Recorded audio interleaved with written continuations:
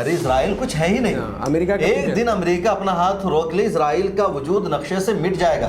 जब तक हमास का खात्मा नहीं हो जाता उस वक्त तक ये जंगबंदी नहीं होनी चाहिए। 15-16 महीने की जंग में तकरीबन 12 लाख इसराइलियों ने इसराइल को छोड़ दिया। वो इनडायरेक्ट धमकी थी इसराइल को, बेंयामिन नेतन्याहू को, कि रुक जाओ, ज्यादा हरामीपना मत करो, ज्यादा बकवास मत करो। 1-2 मरतबा 3-4 इजरायली कैदी हमास के कैद से निकलने में भाग गए तो इजराइल ने ही उनको मार दिया। तो वहाँ बेंयामिन नेतन्याहू जाएगा, सीधे उसको गिरफ्तार कर लिया जाएगा, उस मुल्क की जिम्मेदारी होगी। डोनाल्ड ट्रंप से लेकर जो बाइडन बड़ी बड़ी बातें कर रहे हैं कि हमारी वजह से ये जंग बंद हो पाई है, और अपनी ज़िंदगी का सबसे बड़ा उन्होंने कामयाबी बता दी जो बाइडन ने। इसको कैसे देखते हैं? मतलब अमेरिका का इसमें नुमाया किरदार है। अमेरिका के साबिक सदर जो बाइडन, और उससे ज़्यादा इसमें क्रेडिट जाता है अमेरिका के मौजूदा सदर ट्रंप को, कि इतना मतलब खंडर कर दिया पूरे हमास को और इतने लोगों ने अपनी जान दे दी, तो फिर इसको जीत की तरह कैसे सेलिब्रेट किया जा सकता है? देखिए, हमास ने 3 को रिहा किया तो इजराइल को उसके बदले में 90 को रिहा करना पड़ा। तो हमास ने कहा कि हमारा पलड़ा भारी है। लेकिन अमेरिका में लगी आग कितनी बड़ी वजह है, क्योंकि लोगों ने इस पे भी लिखा है कि अमेरिका में अगर आग नहीं लगती तो ये जंग अभी तक नहीं रुकती। और अमेरिका जैसा मुल्क जिसको अपनी टेक्नोलॉजी पर गुरूर है, दावा है, वो भी इस आग पर काबू नहीं पा सका। मिडिल ईस्ट को जहन्नम बना, पूरे मिडिल ईस्ट को और गजा पट्टी को जहन्नम बना देंगे। होस्टेज को रिलीज नहीं करा सके तो अपनी हार को मानते हुए उसने रिजाइन दे दिया। पूरा इसराइल हो, पहले फलस्तीन था। मिलत टाइम्स में खुशामदीद। आप तमाम लोगों को बता दूं कि एक ऐसी जंग जो लगभग 467 दिन चली, यानी 16 महीने के आसपास एक लंबी जंग चली, जिसमें फलस्तीन ने लगभग 45 से 50 हज़ार लोग जो हैं शहीद हो गए। उन्होंने अपने रहनुमाओं को खो दिया, चाहे उसमें फिर इस्माइल हानिया हो या फिर याया सिनवार हो या हसन नसरुल्ला हो। तो इस तरह की जंग जब खत्म हुई है तो इसको लेकर बहुत सारी बातें हो रही हैं, क्योंकि बहुत लोग कह रहे हैं कि हमास की बहुत बड़ी जीत है।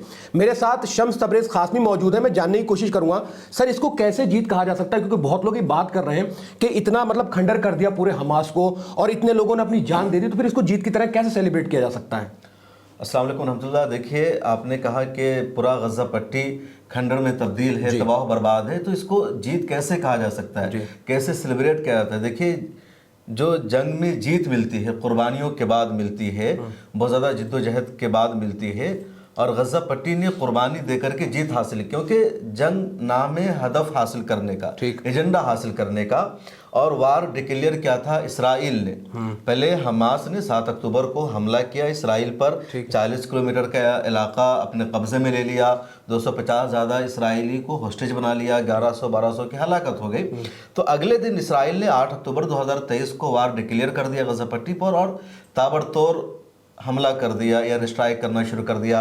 1-1.5 महीना के बाद इसराइल ने ग्राउंड आर्मी को भेज दिया, ज़मीनी लड़ाई शुरू कर दी, फिर नेवी को भेज दिया, चारों तरफ से गजा पट्टी पर हमला कर दिया। और इस पूरी लड़ाई के पीछे जो इसराइल का हदफ था वो 3 हदफ था। पहला हदफ था इसराइल का कि हमास ने 7 अक्टूबर को जिन इसराइलियों को होस्टेज बनाया है, कैदी बनाया है, उनको आज़ाद कराना। दूसरा हदफ था हमास को ख़त्म करना, उसके फौजी इंफ्रास्ट्रक्चर को तबाह बर्बाद कर देना, ताकि आइंदा हमास लड़ने के काबिल ना हो सके, हमास किसी काबिल रहे नहीं, नामो निशान मिट जाए। और तीसरा हदफ था कि गजा पट्टी की जो अवाम है, गजा पट्टी को इस तरह तबाह बर्बाद कर दिया जाए कि अवाम गजा पट्टी छोड़कर भाग जाए, मिस्र चली जाए या समंदर में डूब जाए, वो गजा पट्टी में रहना ना चाहे, वहाँ की अवाम हमास के खिलाफ हो जाए कि हमास ही हमारी दुश्मन है, इसने हमारे घरों को तबाह बर्बाद करवा दिया। तो ये 3 बुनियादी हदफ था इसराइल का, और इसराइल को अपने इस तीनों हदफ में से किसी में कामयाबी नहीं मिल सकी। आपने देखा कि गजा पट्टी के तमाम इलाकों को इसराइल ने तबाह बर्बाद कर दिया। वहाँ के जो शहरी है उनको 20-20 मरतबा नकल मकानी करनी पड़ी। 20-20 मरतबा नकल मकानी करने का मतलब यह है कि इसराइल ने वहाँ के शहरियों को कहा कि तुम नॉर्थ गज़ा को खाली करो, साउथ गज़ा में जाओ। फिर वो साउथ गज़ा में गए, फिर इसराइल ने कहा कि तुम साउथ गज़ा को खाली करो, नॉर्थ में जाओ। फिर नॉर्थ से कहा कि तुम जबालिया कैम्प में जाओ, तुम रफ़ा जाओ, तुम नुसैरात जाओ, तुम यहाँ जाओ, वहाँ जाओ। मतलब एक एक जगह को 20-20 मरतबा उसने खाली करवाया, यही जानने के लिए कि यहाँ पर हमास की कोई सुरंग तो नहीं है, हमास का कोई ठिकाना तो नहीं है। इन सब के बावजूद हमास से एक भी कैदी को इसराइल आज़ाद नहीं करवा सका। अभी जब कैदियों का तबादला हुआ तो हमास उन्हीं इलाकों से कैदियों को लेकर निकल गए जहां पर इसराइल ने पिछले 1 महीना से कब्जा कर रखा था, और इसराइल के वहमो गुमान में भी ये बात नहीं थी कि यहाँ पर हमास के लड़ाके हो सकते, हमारे कैदी हो सकते। इस पूरी जंग का या गजा पट्टी को तबाह बर्बाद करने का इसराइल का वाहिद एजेंडा यही था कि हम अपने कैदियों को खुद आज़ाद करा लें, और इसमें इसराइल कामयाब नहीं हो सका। आप جو کوئی بھی لڑائی ہوتی ہے، اب تاریخ کو پڑھیں گے، جنگوں کی ہسٹری کو پڑھیں گے، آج بھی دیکھیں گے، فلمیں بھی بنائی جاتی ہے، تو سب سے اہم کامیابی یہی ہوتی ہے کہ اگر کسی نے کسی کے شہری کو گرفتار کر لیا ہے، ہوسٹیج بنا لیا ہے، تو ہوسٹیج بنایا جاتا ہے ڈیل کرنے کے لیے، سمجھوتا کرنے کے لیے. یا تو انسان وہیں پر مار دیتا ہے، یا پھر دشمن کے اہم آدمی کو گرفتار کر کے اپنی قید میں لاتا ہے، اور اس کا مقصد ہوتا ہے وہ ڈیل ہوتی ہے، ڈیل کرنا، ڈائیلاگ کرنا، اس کو کسی چیز کے لیے آمادہ کرنا. تو حماس کے لڑاکوں نے اسرائیل پر جو حملہ کیا تھا اس کا مقصد کیا تھا؟ اسرائیل کے کچھ شہریوں کو، اسرائیل کی آرمی کو گرفتار کر کے زندہ لانا، تاکہ اس کے بدلے اسرائیل سے ایک سمجھوتا ہو سکے. چنانچہ حماس کے لڑاکے گئے، زندہ 250 زیادہ اسرائیلیوں کو گرفتار کیا اور اپنے یہاں قید میں لے کر کے آ گئے. اب انہوں نے اسرائیل سے کہا کہ تم ہماری شرطیں مانو، ڈیل کرو، ہم تمہیں یہ آزاد کر دیں گے، چھوڑ دیں گے. اسرائیل نے کہا کہ تم ہمارے برابر نہیں ہو، ان کو آزاد کرانے کے لیے ہمیں تم سے بات کرنے کی ضرورت نہیں ہے، ہمارے پاس اتنی طاقت ہے، امریکہ ہمارے ساتھ ہے، ہم 2-4 بم گرائیں گے، اپنی آرمی کو بھیجیں گے اور خود کو رہا کرا لیں گے، تم سے بات کرنے کی ضرورت نہیں ہے. 16 مہینے لگ گئے اسرائیل کو، لیکن وہ آزاد نہیں کروا سکا. تب حماس کے ساتھ آخر میں ان کو بات چیت کرنی پڑی. اچھا سر، اسرائیل اتنا پاورفل ہونے کے باوجود جب یہ ڈیل ہوتی ہے تو ٹیبل پر حماس کی بات مانی جاتی ہے، 3 چھوڑیں گے 90 واپس لائیں گے، کیسے پاسبل ہوا یہ؟ مطلب وہ 3 چھوڑیں گے حماس والے، ان سے 90 واپس لے لیں گے، ایسے کیسے پاسبل؟ وہی حماس نے 7 اکتوبر کو طوفان الاقصی کا جو پلان تیار کیا تھا، جو خاکہ تیار کیا تھا، وہ یہی تھا کہ ہمارے ہزاروں لوگ جو اسرائیل کی جیل میں ہیں، ہزاروں فلسطینی جو اسرائیل کے ہاں سزا کاٹ رہے ہیں، ان کو کیسے رہا کرایا جائے، ان کو کیسے آزادی دی جائے. اور جب اسرائیل سے کہا جا رہا تھا کہ تم آزاد کرو، تو اسرائیل سن نہیں رہا تھا. یونائٹڈ نیشن کی بات اسرائیل ماننے کو تیار نہیں ہے، عرب ممالک کی بات ماننے کو تیار نہیں. جو محبت کی بات ہوتی ہے وہ بات اسرائیل سننے کو تیار نہیں تھا. وہ اس کو لگ رہا تھا کہ امریکہ ہمارے ساتھ کھڑا ہے تو ہم سب سے اوپر ہو گئے اور ہمیں کسی کی نہیں سننی پڑے گی. تب حماس نے طوفان الاقصی آپریشن کا پلان بنایا، منصوبہ بنایا، اس پر حملہ کیا اور 250 سے زیادہ کو گرفتار کر لیا. اب اسرائیل کے لیے دباؤ بڑھتا جا رہا تھا کہ وہ اپنے شہریوں کو آزاد کرائے. کب تک وہ انتظار کرواتا؟ جو اسرائیل کی عوام ہے، وہاں جو لوگوں کا غصہ ہے بڑھتا جا رہا تھا. اسرائیل کی جو عوام ہے، جن کی فیملی، جن کے رشتہ دار حماس کی قید میں تھے، انہوں نے اٹلی کا سفر کیا، پیرس کا سفر کیا، امریکہ کا سفر کیا. وہاں جا کر کے کہا کہ تم اسرائیل کی سرکار پر دباؤ بناؤ، کوئی سمجھوتا کرے. ان لوگوں نے کہا کہ ہم لگاتار انتظار کر چکے ہیں، ہمارے صبر کا پیمانہ لبریز ہو چکا ہے. 1 مہینہ، 2 مہینہ، 4 مہینہ، 10 مہینہ، 1 سال تم کہتے ہو کہ اتنی تمہاری طاقت ہے، تو تم کیوں حماس کے ہاتھوں سے ریلیز نہیں کروا سکے؟ اس کا مطلب یہ ہے کہ اب تم کو سمجھوتا کرنا ہی ہوگا. اور اسرائیل نے کئی مرتبہ مار دیا. کئی مرتبہ اسرائیل کو لگا کہ ہم اپنے قیدیوں کو حماس سے چھڑا لیں گے، آزاد کروا لیں گے، لیکن جب اسرائیل وہاں تک پہنچتا ہے تو وہ قیدی مردہ پائے جاتے ہیں. 1-2 مرتبہ 3-4 اسرائیلی قیدی حماس کے قید سے نکلنے میں بھاگ گئے تو اسرائیل نے ہی ان کو مار دیا. تو اس طرح حماس کی پالیسی تھی. تو اسرائیل لگاتار ناکام ہوتا رہا تھا.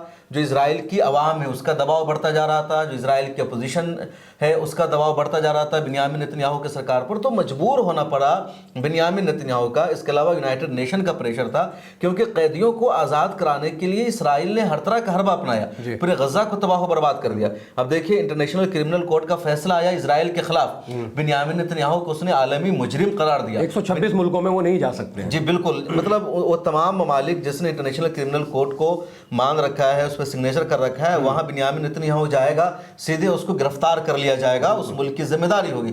تو وہ نہیں جا سکتا. اس نے باہر نکلنا بند کر رکھا ہے بنیامین نتنیاہو نے. تو یہ تمام چیزیں ہیں جس نے مجبور کیا اسرائیل کو. اور حماس کے یہاں پر نقصان کچھ نہیں ہوا، نقصان سب زیادہ اسرائیل کا ہوا. یہ سچائی ہے کہ غزہ پٹی تباہ و برباد ہو گیا، لیکن یہ پہلے بھی ان کا تباہ و برباد تھا. کئی مرتبہ غزہ پٹی پر حملہ ہوا، پھر اس کی تعمیر نہ ہوئی ہے. جو پورا اسرائیل ہے وہ پہلے فلسطین تھا، تو فلسطین کا آدھا سے زیادہ علاقہ پہلے اسرائیل کے قبضے میں جا چکا ہے. تھوڑا بہت بچا ہوا ہے. یہ تو بہت زیادہ پریشانی کے عالم میں پہلے تھے، تو انہوں نے کھویا کچھ نہیں ہے. لیکن اسرائیل جس کا یہ دعویٰ تھا کہ کوئی اس پر حملہ نہیں کر سکتا، کوئی ڈرون اس کے اندر نہیں آ سکتا، کوئی میزائل نہیں آ سکتا، اسرائیل کا جو پورا دفاعی نظام ہے وہ آئرن ڈوم جو تھا اس کو بالکل ناکام بنا دیا. امریکہ نے اپنا ٹھاڈ سسٹم بھیجا، جو امریکی ٹھاڈ سب سے زیادہ دفاعی نظام مانا جاتا ہے، وہ ناکام ثابت ہوا. یمن کا میزائل پہنچ رہا ہے، حزب اللہ کے ڈرون وہاں پہنچ رہے، نتنیاہو کا گھر اس کی زد میں آ گیا تھا.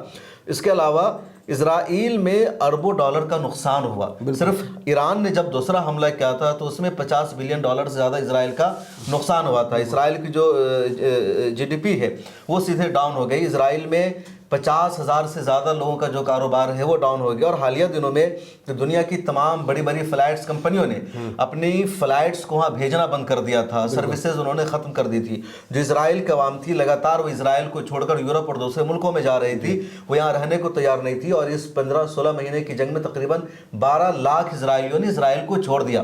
اسرائیل کا سرحد کا علاقہ جو لبنان سے ملتا ہے وہ پورا کا پورا علاقہ خالی ہو چکا ہے کہ ان کو ہر وقت حزب اللہ کے حملے کا ڈر ستا رہا تھا. تو ان تمام چیزوں نے اسرائیل کو مجبور کیا جنگ بندی کرنے پر, سمجھوتا کرنے پر. اور اس لیے حماس کا پلڑا بھاری رہا. حماس نے کہا کہ اگر تمہیں جنگ بندی کرانی ہے, تمہیں ایک اپنے شہری چاہیے تو اس کے بدلے ہمیں تمہارے 30 قیدیوں کو آزاد کرنا ہوگا. تو اب دیکھیے حماس نے 3 کو رہا کیا تو اسرائیل کو اس کے بدلے میں 90 کو رہا کرنا پڑا. تو حماس نے کہا کہ ہمارا پلڑا بھاری ہے, تمہارے قیدی ہمارے پاس ہیں, ہم تو قربان ہو ہی رہے ہیں. بالکل ہم ہزاروں کی تعداد میں قربان ہو چکے اور ہم ہوتے رہیں گے کیونکہ ہمارا مقصد لڑنے سے بھی ہمت نہیں ہار رہے, وہ آج بھی لڑنے کے لیے. اس لیے اسرائیل کو اس ٹیبل وار میں یا پالیسی میں بھی ہار کا سامنا کرنا پڑا. ایک سوال یہاں پر یہ لگاتار بات ہو رہی ہے کہ بینجامن نیتن یاہو کے جتنے منتری ہیں وہ کہیں نہ کہیں ان کا ساتھ چھوڑ رہے ہیں. کس وجہ سے وہ ان کا ساتھ چھوڑ کے جا رہے ہیں؟ کیونکہ اب تو سیز فائر ہو چکا ہے, اس کے باوجود بھی ان کا ساتھ کیوں چھوڑا جا رہا ہے؟ بنیامن نیتن یاہو میں کئی طرح کے لوگ ہیں. تو بنیامن نیتن یاہو خود شدت پسند ہے, دہشت گردی والی اس کی سوچ ہے. خود اس کی پارٹی یا اس کا جو الائنس ہے تو اس کے جو کچھ الائنسز پارٹنر ہے, کچھ اتحادی پارٹیاں ہیں, وہ اور زیادہ کٹر سوچ کی ہے. تو اس پر دباؤ ہے کیونکہ یہ جو پوری جنگ بندی اور سیز فائر ہوئی ہے تو یہ واضح ہو گیا کہ حماس اور فلسطین کی جیت اور اسرائیل کی ہار ہے. 16 مہینے کی جنگ میں اسرائیل کچھ بھی حاصل نہیں کر سکا اور حماس کا پلڑا بھاری رہا. اسرائیل کی میڈیا نے بھی اعتراف کیا ہے, ٹائمز آف اسرائیل نے, i24 نے یا چینل 12 نے یا امریکہ کے جو اخبارات ہیں, خواہ واشنگٹن پوسٹ ہو, نیو یارک ٹائمز ہو, ان سب نے یہی دعویٰ کیا کہ اس پوری جنگ میں سب سے زیادہ نقصان اسرائیل کا ہوا اور حماس کی جیت ہے, فلسطین کی جیت ہے, اسرائیل کی ہار ہے. اسرائیل کی شبیہ دنیا بھر میں بدنام ہوئی ہے. تو اب ان کے جو الائنسز پارٹنر ہیں, جو اتحادی پارٹیاں ہیں, ان سب کا دباؤ ہے کہ 16 مہینے ہم نے اپنے آپ کو لگا دیا, اپنی آرمی کو لگا دیا, سب کچھ لگا دیا, اس کے باوجود ہمیں جیت نہیں مل سکی, تو ہم ہار کیوں مانے؟ ہماری بدنامی ہو رہی ہے. اس لیے جب تک حماس کا خاتمہ نہیں ہو جاتا اس وقت تک یہ جنگ بندی نہیں ہونی چاہیے. اور اسی وجہ سے وہ لوگ اسرائیل کا ساتھ, معاف کیجیے گا, بنیامن نیتن یاہو کا ساتھ چھوڑ رہے ہیں, ریزائن دے رہے ہیں, دھمکیاں دے رہے ہیں کہ سرکار گرا دیں گے. اچھا, کون سے ایسے ملک ہیں جن کو اس جنگ بندی کا کریڈٹ دینا چاہیے؟ کیونکہ ڈونلڈ ٹرمپ سے لے کے جو بائیڈن بڑی بڑی باتیں کر رہے ہیں کہ ہماری وجہ سے یہ جنگ بند ہو پائی ہے, اور اپنی زندگی کا سب سے بڑا انہوں نے کامیابی بتا دی جو بائیڈن نے. اس کو کیسے دیکھتے ہیں؟ مطلب کون سے ایسے کنٹری تھے جنہوں نے واقعی پریاس کیا یا ایسے کوشش کی کہ جنگ بند ہو جائے؟ جنگ بندی کے حوالے سے ابھی پوری تفصیل سامنے آئی ہے. بہت مشہور صحافی انڈیا کے افتخار گیلانی صاحب, وہ ترکی میں رہتے ہیں. تو قطر میں جہاں جنگ بندی کے لیے سیز فائر کے لیے بات چیت چل رہی تھی, جہاں ڈائیلاگ ہو رہا تھا, وہاں دنیا کے بہت بڑے بڑے صحافی اس کو کور کرنے گئے تھے. تو افتخار گیلانی صاحب بھی وہاں کور کرنے گئے ہوئے تھے. تو انہوں نے اپنے آرٹیکل میں آنکھوں دیکھا مشاہدہ تحریر کیا کہ ایک بلڈنگ تھی کئی منزلہ, اس کے ایک یعنی جو نیچے کا فلور تھا وہاں جو امریکی نمائندے تھے, امریکی ڈیلیگیشنز تھے, وہ بیٹھے ہوئے تھے. ایک فلور پر قطر کے وزیر اعظم بیٹھے ہوئے تھے, مصر کے جو خفیہ ایجنسی ہے اس کے ڈائریکٹر بیٹھے ہوئے تھے, ایک فلور پر جو اسرائیل کی جو ایجنسی ہے موساد اس کے ڈائریکٹرز اور اسرائیل کے ذمہ دار بیٹھے ہوئے تھے, اور ایک فلور پر حماس کے رہنما بیٹھے ہوئے تھے, خلیل الحیہ اور دوسرے ذمہ داران. تو 3-4 جو اس میں اہم کردار ہیں وہ سارے لوگ وہاں موجود تھے. امریکہ کا اس میں نمایاں کردار ہے, امریکہ کے سابق صدر جو بائیڈن, اور اس سے زیادہ اس میں کریڈٹ جاتا ہے امریکہ کے موجودہ صدر ٹرمپ کو. تو جو بائیڈن کے نمائندے بھی ہے, جو امریکہ کی اس وقت کی حکومت تھی اس کے نمائندے موجود تھے, ٹرمپ کے نمائندے بھی وہاں موجود تھے ایک فلور پر. اس کے علاوہ قطر کے وزیر اعظم خود موجود تھے, مصر کی خفیہ ایجنسی کے ڈائریکٹر اور دوسرے ذمہ دار موجود تھے, اسرائیل کا جو موساد ہے اس کے ڈائریکٹر موجود تھے, اور حماس کے سربراہ موجود تھے. تو ان 3-4 ملکوں کا اس میں نمایاں کردار ہے, اور سب سے زیادہ کریڈٹ جاتا ہے قطر کو. کہ قطر نے اپنے یہاں حماس کا دفتر بنا رکھا ہے, قطر نے اپنے یہاں مذاکرات کے تمام فریقوں کو بھی بلایا, بات چیت کے لیے تمام راستے انہوں نے کھلے رکھے. تو قطر کو سب سے زیادہ کریڈٹ جاتا ہے. قطر نے اس سے پہلے بھی عارضی جنگ بندی نومبر 2023 میں کروائی تھی, تو قطر کو سب سے زیادہ کریڈٹ جاتا ہے. مصر کو بھی کریڈٹ جاتا ہے, امریکہ کو بھی جاتا ہے, اور امریکہ میں جو بائیڈن سے زیادہ کریڈٹ جاتا ہے ٹرمپ کو. تو ان سب کی وجہ سے معاہدہ ممکن ہو پایا. افتخار گیلانی صاحب نے اپنے مضمون میں جو تحریر کیا اس میں انہوں نے بتایا کہ قطر کے جو وزیر اعظم ہیں عبد الرحمن الثانی اور مصر کے جو ذمہ داران تھے, یہ دونوں مل کر کے پہلے ایک پلان تیار کرتے تھے, ایک منصوبہ بناتے تھے کہ اس طرح ہو کہ ایک اسرائیلی کو رہا کیا جائے تو اس کے بدلے میں 20 فلسطینی قیدیوں کو رہا کیا جائے, اس طرح آرمی نکل جائے, جو بھی کاغذ پر ایک خاکہ تیار کرتے تھے.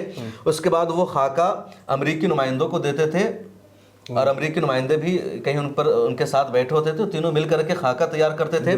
اس کے بعد وہ منصوبہ اور خاکہ امریکی نمائندے اسرائیل کے نمائندے کے پاس لے کر کے جاتے تھے، اور اسرائیل کا جو نمائندہ تھا وہ تل ابیب سے ڈائریکٹ بات چیت کرتا تھا، وہاں سے اس کو ڈائریکشن آتا تھا، اور جو قطر اور مصر کے نمائندے تھے وہ اس خاکہ کو لے کر کے حماس کے رہنما کے پاس جاتے تھے، ان کو اس سے آگاہ کیا جاتا تھا، پھر وہ کچھ اپڈیٹ کرتے تھے۔ اب ہو یہ رہا تھا کہ جب قطر اور مصر کے نمائندے حماس کے پاس منصوبہ لے کر کے جاتے تھے اور وہ وہاں سے لوٹتے تھے، تو ایسا لگتا تھا کہ جو حماس کے رہنما ہیں وہ ایگری کہ ٹھیک ٹھاک معاملہ ہو گیا، اب بات آگے بڑھ جائے گی۔ لیکن جب امریکی نمائندے اسرائیل کے وفد کے پاس سے واپس لوٹتے تھے تو اسرائیل کی طرف سے اس میں مزید شرطوں کو بڑھا دیا جاتا تھا، اسرائیل کی طرف سے اس کو ماننے سے انکار کر دیا جاتا تھا، پھر یہ لوگ دوسرا منصوبہ بناتے تھے، پھر اس منصوبہ کو جب حماس کے پاس لے کر جایا جاتا تھا وہاں سے رضامندی مل جاتی تھی، لیکن اسرائیل کی طرف سے اس کی مخالفت کی جاتی تھی۔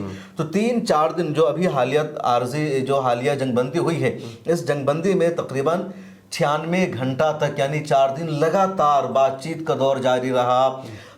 10 مرتبہ ان لوگوں کو سیڑھیاں چڑھنی پڑی، ان کے نمائندوں کو اوپر جا رہے ہیں، نیچے جا رہے ہیں، اس کے وفد سے ملاقات کر رہے ہیں، اس کے وفد سے ملاقات کر رہے ہیں، اور اسرائیل کی طرف سے لگاتار اس میں ٹال مٹول کیا جا رہا تھا، ایک بلو پرنٹ تیار ہوتا تھا، اور پھر بنیامین نتنیاہو کی طرف سے اس کی مخالفت کر دی جاتی تھی کہ اس میں کچھ اور اضافہ کر دیا جائے۔ اور جب یہ سب بات چیت چل ہی رہی تھی تب امریکہ کے موجودہ صدر ٹرمپ نے ایک ٹویٹ کر دیا، اور ٹویٹ کر کے امریکہ کے صدر ٹرمپ نے لکھ دیا کہ جنگ بندی کا معاہدہ فائنل ہو چکا ہے۔ تو ان کا جو ٹویٹ آیا، اس ٹویٹ نے اسرائیل پر اور دباؤ بنایا کہ اب ٹرمپ بھی ایک طرح سے مزید اس میں ٹال مٹول نہیں چاہ رہے۔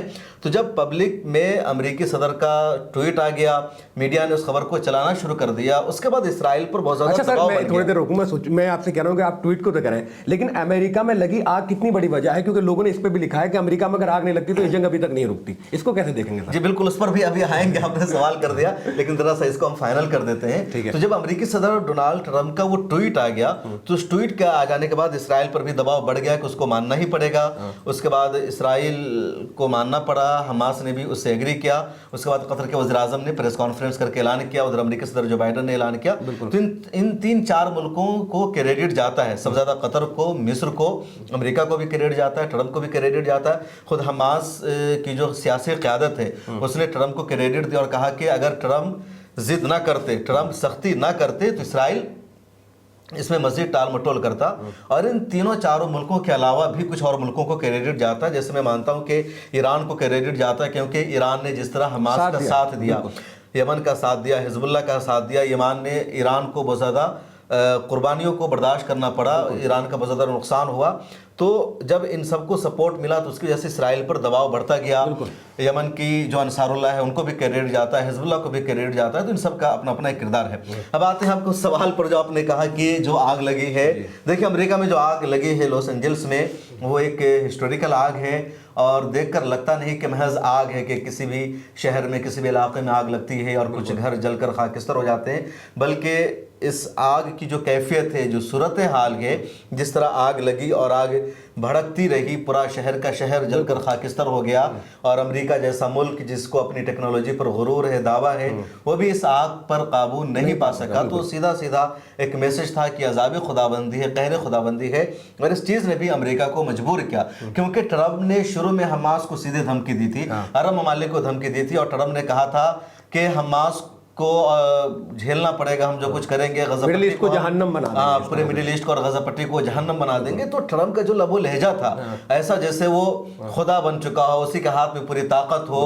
تو اس لب و لہجہ کی وجہ سے جو آگ لگی وہاں لوگوں نے یہی کہا کہ ٹرمپ نے جب خدائی لہجے میں بات کرنا شروع کر دیا، غرور اور تکبر سے کام لیا، تو ایک ہلکی سی جھلک اس کو دکھائی گئی کہ دیکھو تم غزہ پٹی کو جہنم بنانے کی بات چیت کر رہے ہو، دعویٰ کر رہے ہو، تمہارا جو سب سے اہم شہر ہے لاس اینجلس، وہی آگ کی لپیٹ میں ہے، وہ خاکستر ہو رہا ہے، اور لاس اینجلس امریکہ کا بہت اہم شہر ہے، دنیا کا جو سب سے مہنگا شہر مانا جاتا ہے، خوبصورت شہر مانا جاتا ہے، وہ لاس اینجلس ہے۔ امریکہ کی جو ٹوٹل اکنومی ہے وہ $20 ٹریلین کی ہے، اور امریکہ کے 50 اسٹیٹ ہیں امریکہ کے پاس، ان میں اکیلے $5 ٹریلین کا جو کنٹریبیوشن ہے وہ لاس اینجلس ہے۔ تو اتنا اہم شہر ہے وہ، دنیا کے تمام بڑے بڑے ہالی ووڈ کے ستارے وہاں رہتے ہیں۔ تو وہ شہر جب جل کر خاک ہو گیا تو ٹرمپ کو بھی لگا کہ اب ہمیں اپنے رویے میں تبدیلی لانی ہوگی، اپنے لب و لہجہ کو بدلنا ہوگا، اور یہی وجہ ہے کہ ٹرمپ نے اس کے بعد اسرائیل پر بھی دباؤ بنانا شروع کر دیا۔ حماس کو ٹرمپ نے دھمکی دی وہ تو میڈیا میں آ گیا, لیکن ابھی دیکھیے کہ جنگ بندی کے اعلان سے پہلے ہی جو ٹرمپ نے ٹویٹ کیا وہ انڈائریکٹ دھمکی تھی اسرائیل کو, بنیامین نیتنیاہو کو, کہ رک جاؤ, زیادہ حرامی پنا مت کرو, زیادہ بکواس مت کرو, یہیں پر جنگ بندی پر سمجھوتا کرو, ورنہ اگلے 4 سال اب تم کو مجھ سے ڈیل کرنی ہوگی, جو بائیڈن نہیں ہوں گے اور میں جو چاہتا ہوں کرتا ہوں, تو تم اپنے آپ کو یہ مت سمجھو تم جو کچھ ہو ہمارے رحم و کرم پر ہو, ہمارا ساتھ ہے, امریکہ کا ہاتھ ہے, بہت سارے ڈالر سے ان کی مدد بھی کی انہوں نے. ارے اسرائیل کچھ ہے ہی نہیں, امریکہ ایک دن امریکہ اپنا ہاتھ روک لے اسرائیل کا وجود نقشے سے مٹ جائے گا. بالکل, یہ بالکل صحیح بات ہے. سر ایک سوال اور جاننا چاہوں گا, آپ نے باریکی سے نظر بنا کے رکھی, میں ابھی بھی دیکھ رہا ہوں سوشل میڈیا پلیٹ فارم پر جو لوگ ویڈیو ڈال رہے ہیں, یہ کہہ رہے ہیں سیز فائر کے باوجود بھی فلسطین میں جو ہے اسرائیلی جو آرمی کے لوگ ہیں وہاں کے لوگوں کو مار رہے ہیں, اس میں کتنی سچائی ہے؟ دیکھیے ایسا ہے کہ سیز فائر کا جو اعلان ہے جنگ بندی کا وہ تو 16 جنوری کو ہو گیا تھا, لیکن بات آئی تھی کہ یہ جو معاہدہ نافذ ہوگا 19 جنوری سے ہوگا, تو 19 جنوری سے معاہدہ نافذ ہو چکا ہے. اس کے بعد غزہ پٹی میں اسرائیل نے کوئی ایئر اسٹرائک نہیں کیا ہے, کوئی حملہ نہیں کیا ہے, کوئی اٹیک نہیں کیا ہے. البتہ 1-2 جگہ سے اس طرح کی خبریں سامنے آئی ہے جہاں اسرائیلی آرمی نے ایک بچے کو مارا ہے, ایک آدمی کو مارا, اس طرح کے واقعات سامنے آئے ہیں. اس کے علاوہ ویسٹ بینک سے خبر سامنے آ رہی ہے کہ ویسٹ بینک میں اسرائیل نے نیا آپریشن شروع کر دیا ہے. اسرائیل کا کہنا ہے کہ ہم نے اپنی سیکورٹی کو بڑھانے کے لیے, اپنی حفاظت کو بڑھانے کے لیے ویسٹ بینک میں ہم نے اس آپریشن کو انجام دیا ہے, اور وہاں القسام بریگیڈ کے لڑاکوں نے اسرائیل کو جواب بھی دیا ہے. تو اسرائیل پر چونکہ بہت زیادہ دباؤ ہے, بنیامین نیتنیاہو کی دنیا بھر میں شرمندگی ہو رہی ہے, وہاں کی جو پولیٹیکل پارٹیاں ہیں اس کا ہی دباؤ بڑھتا جا رہا ہے. اب دیکھیے کہ اسرائیل کے آرمی چیف نے ریزائن دے دیا ہے, اور آرمی چیف ہرزبی ہیلوی کا کہنا ہے کہ میں اپنی ذمہ داری قبول کرتا ہوں کہ 7 اکتوبر 2023 کو اسرائیل میں جو کچھ ہوا, حماس نے جو حملہ کیا اور ہم اس کو روک نہیں سکے, اپنا دفاع نہیں کر سکے, اس کے لیے میں ذمہ داری قبول کرتا ہوں. وہ ہماری ہار ہے, 16 مہینوں کی ہم نے جنگ لڑی, اس میں ہم کامیاب نہیں ہو سکے, ہاسٹیج کو ریلیز نہیں کرا سکے, تو اپنی ہار کو مانتے ہوئے اس نے ریزائن دے دیا. تو اپنی عوام کو بیوقوف بنانے کے لیے یا ان کو بتانے کے لیے کہ ہم نے ابھی تک ہار نہیں مانی ہے, غزہ پٹی میں اگر ہمیں سمجھوتا کرنا پڑا ہے اپنے قیدیوں کی رہائی کے لیے, اپنے شہریوں کو بلانے کے لیے, تو دیکھو ویسٹ بینک میں اب ہم ان پر حملہ کر رہے ہیں, ان کو مار رہے ہیں. تو اسرائیل نے جنگ کا ایک نیا محاذ ویسٹ بینک میں شروع کر دیا, لیکن وہاں بھی اگر اسرائیل نے شروع کیا تو القسام بریگیڈ وہاں بھی موجود ہے اور وہاں بھی ان کو جواب دیا جا رہا ہے. خبر ہے کہ 3-4 اسرائیلی آرمی زخمی ہو گئی ہے شدید وہاں. سر ایک بات اور, یہ لاسٹ سوال میں جاننا چاہوں گا کہ کتنا یقین بنجامین نیتنیاہو پہ کیا جا سکتا ہے, کیونکہ اس جنگ میں معاہدے ہوئے, کتنا اس پہ یقین کیا جا سکتا ہے کہ دوبارہ ایسا نہیں ہوگا, اور حماس کو یا القسام بریگیڈ جو ہے ان کو کتنا تیار رہنے کی ضرورت ہے فیوچر میں؟ اسرائیل جنگ میں بہت زیادہ دھوکہ دہی سے کام لیا جاتا ہے, معاہدہ ہوتا ہے, سمجھوتا ہوتا ہے, اس کے پیچھے بھی ایک دھوکہ شامل ہوتا ہے, فریب شامل ہوتا ہے, کس طرح لوکیشن لیک ہو جائے گی, نام کا پتہ چل جائے گا, اور پھر معاہدہ کو بیچ میں چھوڑ کر, سمجھوتا کو بیچ میں چھوڑ کر ہم اپنا ہدف حاصل کر لیں گے. جب جنگ بندی کی سیز فائر کی بات چیت چل رہی تھی تو اسرائیل نے لگاتار حماس کو دھوکہ دینے کی کوشش کی, فریب سے کام لینے کی کوشش کی, لیکن حماس کے جو لوگ ہیں وہ نئے کھلاڑی نہیں ہیں, بلکہ ان کو تجربہ ہے, مجاہدین کی نسل سے تعلق رکھتے ہیں, انہوں نے قربانیاں دی ہے, تو ان کو اچھی طرح اندازہ تھا کہ اسرائیل ہمیں دھوکہ دے گا, لوکیشن کا پتہ معلوم کرنے کی کوشش کرے گا, اور وہ اپنے دم پر قیدیوں کو آزاد کرانا چاہے گا. کیونکہ اس پوری لڑائی میں جو سب سے بڑا پوائنٹ تھا وہ یہی کہ اسرائیل اپنے دم پر ہاسٹیج کو آزاد کرا سکتا ہے نہیں. تو آخر تک اسرائیل اسی کوشش میں رہا. جب سیز فائر کے لیے, قیدیوں کے تبادلہ کے لیے بات چیت چل رہی تھی, تو اسرائیل کی طرف سے امریکی نمائندوں کے ذریعے ہی دباؤ بنایا جا رہا تھا حماس پر کہ وہ اسرائیلی قیدیوں کی ہاسٹیج کی ریلیز پہلے اسرائیل کو دیں کہ کون کون سے ہیں. اسرائیل کی طرف سے دلیل کے طور پر کہا جا رہا تھا کہ میرا ماننا یہ ہے کہ 50 سے زیادہ اسرائیلی ہاسٹیج ہلاک ہو چکے ہیں, تو پہلے حماس دے, اگر وہ ہلاک ہو چکے ہیں تو پھر ان کو لے کر کے ہمیں فائدہ کیا ہوگا. تو جب تک زندہ قیدیوں کی لسٹ نہیں دی جائے گی اس وقت تک ہم جنگ بندی کے سمجھوتا پر عمل نہیں کریں گے, سگنیچر نہیں کریں گے. حماس کی طرف سے اس کو ٹالا جا رہا تھا کیونکہ حماس کو اندازہ تھا کہ اگر ہم نے تمام ہاسٹیج کا نام ان کو دے دیا یا ہم نے بتا دیا کہ یہ کہاں ہم ان کے حوالے کریں گے, تو وہ نام معلوم کر کے لوکیشن کا اندازہ لگا لیں گے اس طرح, اور یہ وہاں پہنچ سکتے ہیں, اس کو آزاد کرا سکتے ہیں. اس لیے حماس نے بھی کہا کہ جو لڑائی ہو رہی تھی, جو حملہ ہو رہا تھا, تو اس میں جو ہمارا پورا مواصلاتی نظام ہے, جو کمیونیکیشن سسٹم ہے, وہ خراب ہو چکا ہے.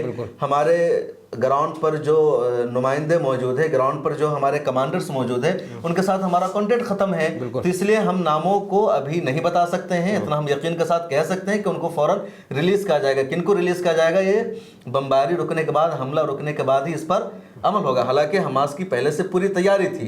हमास की जो लीडरशिप है, जो क़यादत है, कतर में जो फैसला कर रही थी, गज़ा पट्टी में ग्राउंड पर मौजूद नुमाइंदों से बातचीत करके फैसला कर रही थी। तो उनकी पूरी तैयारी थी, लेकिन इसके बावजूद हमास की तरफ से इस तरह का जवाब दिया जा रहा था, क्योंकि हमास को अंदाजा था कि जैसे ही वो नामों की फहरिस्त उनको देंगे, इजराइल फौरन अंदाजा लगा लेगा कि कहाँ हैं, कैसे हैं, और उनको अपने दम पर आज़ाद करा लेगा। समझौता बीच में ही रह जाएगा और फिर इजरा हमास का बहुत बड़ा नुकसान हो जाता। इसलिए हमास ने उनको नामों की फहरिस्त नहीं दी। और जैसे ही 19 तारीख को जंगबंदी का माहदा हो गया 8 साढ़े 8 बजे, बल्कि 3 घंटे की ताखिर से इजराइल का हमला बंद हुआ, 12 साढ़े 12 बज गए। उसके 7-8 घंटे के बाद ही शाम होते होते हमास ने 3 इजरायली शहरियों को रेड क्रॉस के हवाले कर दिया, रेड क्रॉस ने IDF के हवाले कर दिया।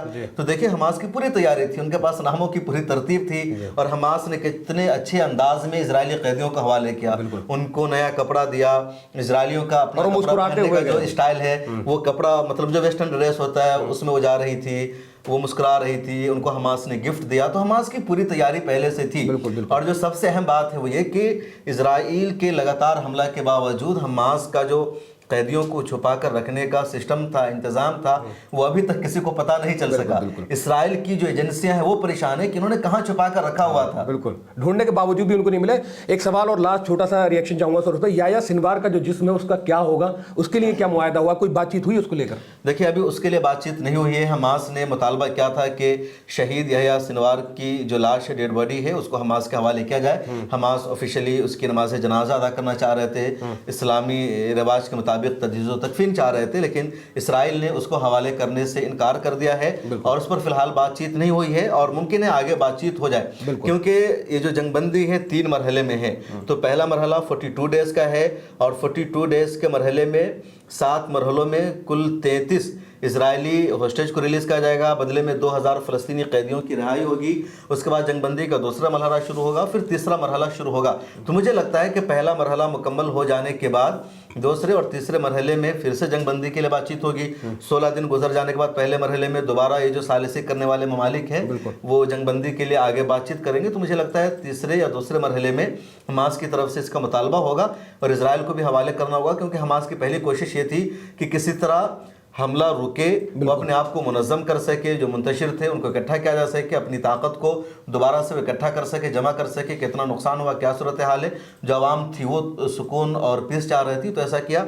और देखिए एक और बात जो शहीद याह्या सिनवार की आई है, तो खबर आ रही है कि शहीद याह्या सिनवार की जिस घर में शहादत हुई थी वो ताहा अबू यूसुफ का घर था। 32 साल के नौजवान हैं, और आपने देखा कि एक सोफा पर बैठे हुए थे शहीद याह्या सिनवार, और एक ड्रोन आता है और उसके साथ उनकी झड़प होती है। तो इस वक्त गज़ा पट्टी की जो अवाम है जबालिया कैंप में उनके घर का दौरा कर रही है, विजिट कर रही है, और पूरा एक वो टूरिज्म सेक्टर बन गया है। लोग लगातार उसकी ज़ियारत कर रहे हैं। यही सोफ़ा है जिस पर वो बैठे हुए थे, और लोग उसका दीदार कर रहे हैं।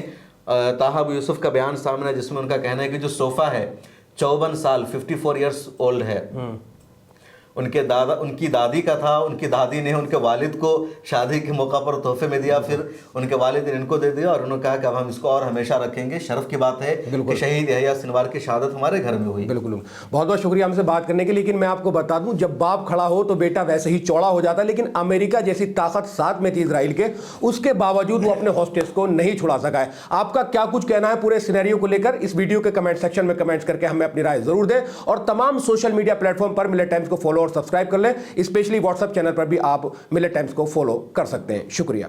मिलेट टाइम्स को जारी रखने और मजबूत बनाने के लिए हमारी आर्थिक सहायता कीजिए। ये एक आजाद मीडिया हाउस और कमजोरों की आवाज है। आप हमें देखें, सुने, पढ़ें और हर महीने ज्यादा नहीं, सिर्फ 100 रुपए से मदद करें। डिटेल्स डिस्क्रिप्शन में मौजूद हैं।